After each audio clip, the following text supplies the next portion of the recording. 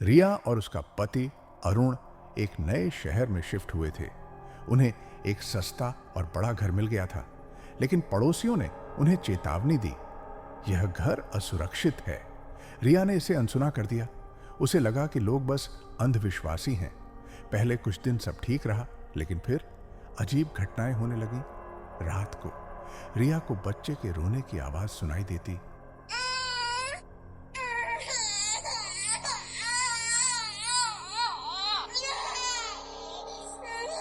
लेकिन जब वह देखने जाती, कोई नहीं होता।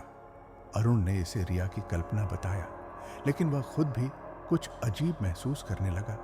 एक रात रिया ने देखा कि उसके बेडरूम का दरवाजा धीरे धीरे खुल रहा है।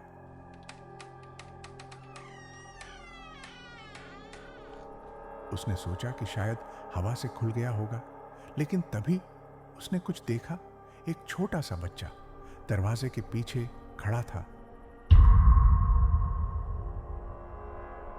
उसका चेहरा पीला था और उसकी आंखें पूरी तरह से काली। रिया चिल्लाई। अरुण झट से उठा और लाइट चालू की, लेकिन बच्चा गायब था।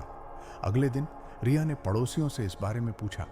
एक बूढ़ी औरत ने धीरे से कहा, कई साल पहले इस घर में एक परिवार रहता था। उनका छोटा बच्चा गुम हो गया था और कभी नहीं मिला। कहा जाता है उसकी आत्मा अब भी इस घर में भटकती है। रिया और अरुण ने सोचा कि यह सब बकवास है, लेकिन रात को फिर वही बच्चा दिखाई दिया। इस बार वह उनके बिस्तर के पास खड़ा था और धीमे स्वर में कहा, मुझे ढूंढो, मुझे ढूंढो। रिया ने हिम्मत जुटाई और बच्चे से पूछा, तुम कहां हो? बच्चे ने बस इशारा किया और कहा, नीचे। अगले दिन रिया और अरुण ने घर के तहखाने की खोजबीन की। वहां उन्हें एक पुराना बॉक्स मिला।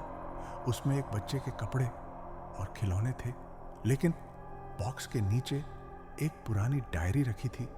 डायरी में लिखा था, बच्चे के पिता ने गुस्से में उसे मार डाला था और उसकी लाश को तहखाने में दफना दिया था।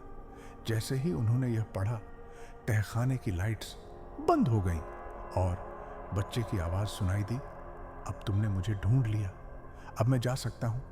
अचानक लाइट्स वापस चालू हुई और बच्चा गायब हो चुका था। उस दिन के बाद घर में कभी कोई अजीब घटना नहीं हुई। कुछ हफ्तों बाद रिया को पता चला कि वह गर्भवती है। जब उसने अल्ट्रासाउंड कराया, डॉक्टर ने बताया कि उसे जुड़वा बच्चे होने वाले हैं। रिया ने जब अल्ट्रासाउंड की तस्वीर देखी तो एक बच्चा सामान्य था, लेकिन दूसरे का चेहरा धुंधला, अजीब, जैसे वही बच्चा जो उन्हें घर में